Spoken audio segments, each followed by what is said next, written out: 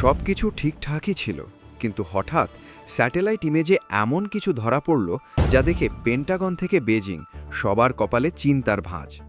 ম্যাপের দিকে ভালো করে তাকান, এই যে লাল দাগটা দেখছেন, এটা সাধারণ কোনো বর্ডার লাইন নয়, এটা এখন এশিয়ার বারুদের স্তূপ। বিশ্ব যখন ঘুমোচ্ছিল তখন ভারত চুপিসারে এখানে এমন এক লোহার দেওয়াল তুলে দিয়েছে যা ভাঙা তো দূর, স্পর্শ করতে গেলেই পুড়ে ছাই হয়ে যাবার ভয় পাচ্ছে শত্রুরা। আসলে কি ঘটছে সেখানে? রাত 2:17, যখন গোটা দেশ গভীর ঘুমে, তখন সীমান্তের ওপারে কেউ একজন বড় ভুল করে বসল। তারা ভেবেছিল অন্ধকার তাদের বাঁচাবে, কিন্তু তারা জানতো না যে আজকের ভারত অন্ধকারেও দিনের মতো দেখতে পায়। শত্রুরা ভেবেছিল ভারতকে চমকে দেবে, কিন্তু তারা ভুলে গেছে এটা 2024-এর আগের ভারত নয়। আজকের ভারত চোখে চোখ রেখে জবাব দিতে জানে। 47 জন জওয়ান আহত হওয়ার খবর শুধু একটা সংখ্যা নয়, এটা 140 কোটি ভারতীয়র বুকে সরাসরি আঘাত।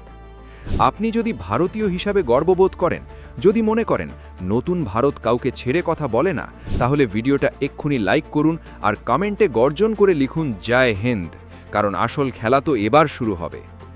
আসুন আবেগকে পাশে রেখে একটু লজিক দিয়ে বুঝি ঠিক কি ঘটেছে। ঘড়ির কাঁটায় তখন রাত 2:17। আচমকা নিস্তব্ধতা ভেঙে খান খান হয়ে যায়। বর্ডার পোস্টে ডিউটিতে থাকা জওয়ানরা কিছু বুঝে ওঠার আগেই ওপার থেকে শুরু হয় আনপ্রোভোকড ফায়ারিং বা বিনা প্ররোচনায় গুলি। প্রাথমিক ধাক্কায় 47 জন জওয়ান আহত হন। ওয়্যারলেসে ভেসে ওঠে আর্তনাদ। সাধারণ মানুষের বাড়িঘরের জানলা পর্যন্ত বিস্ফোরণের শব্দে কেঁপে ওঠে। কিন্তু এখানেই গল্পের মোড় ঘুরে যায়। দিল্লিতে খবর পৌঁছতে 1 সেকেন্ডও দেরি হয়নি। প্রতিরক্ষা মন্ত্রকের ফোন বেজে ওঠে, আর ঠিক তখনই অ্যাক্টিভেট হয়ে যায় ভারতের কুইক রেসপন্স টিম। ভারতীয় সেনা কিন্তু এলোপাথারি গুলি চালায়নি। তারা যেটা করেছে সেটাকে ডিফেন্সের ভাষায় বলে ক্যালকুলেটেড রিটালিয়েশন বা হিসেব কষা জবাব। সেনাসূত্র বলছে ভারতের জবাব ছিল একেবারে পিন পয়েন্ট, অর্থাৎ যেই পোস্টগুলো থেকে গুলি আসছিল ঠিক সেই জায়গাগুলোকেই টার্গেট করা হয়েছে। আর ফলাফল, মাত্র কয়েক মিনিটের মধ্যে ওপারের বন্দুকগুলো পুরোপুরি স্তব্ধ। এটা কোনো সাধারণ বর্ডার ফাইট ছিল না, এটা ছিল ভারতের ফায়ার পাওয়ারের একটা ট্রেলার। কিন্তু খবরের কাগজ যেটা আপনাকে বলছে না বা বলতে পারছে না, সেটা হলো এই হামলার পেছনের আসল টেকনিক্যাল খেলাটা। ভালো করে ভাবুন, হামলার ঠিক পরেই ভারত কিভাবে এত নিখুঁত জবাব দিল।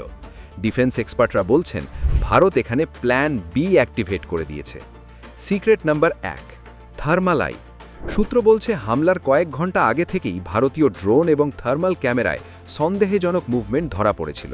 ভারত জানত কিছু একটা হতে চলেছে, তাই যখনই ওপার থেকে গুলি চলেছে, ভারতীয় স্নাইপাররা আগে থেকেই জানত শত্রু ঠিক কোথায় লুকিয়ে আছে।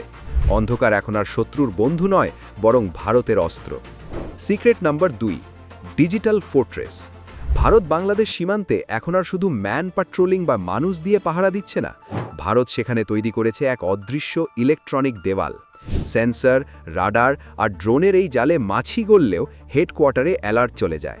47 জন জওয়ান আহত হবার পর ভারত যে অতিরিক্ত বাহিনী মোতায়েন করেছে, তার সাথে যুক্ত হয়েছে এই হাইটেক সার্ভেলেন্স।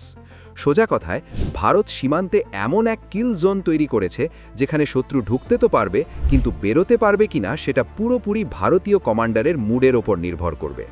কূটনৈতিক স্তরে হাই কমিশনারকে তলব করাটা শুধু প্রোটোকল ছিল না, ওটা ছিল একটা ওয়ার্নিং যে এবার আর শুধু কথা হবে না, অ্যাকশন হবে।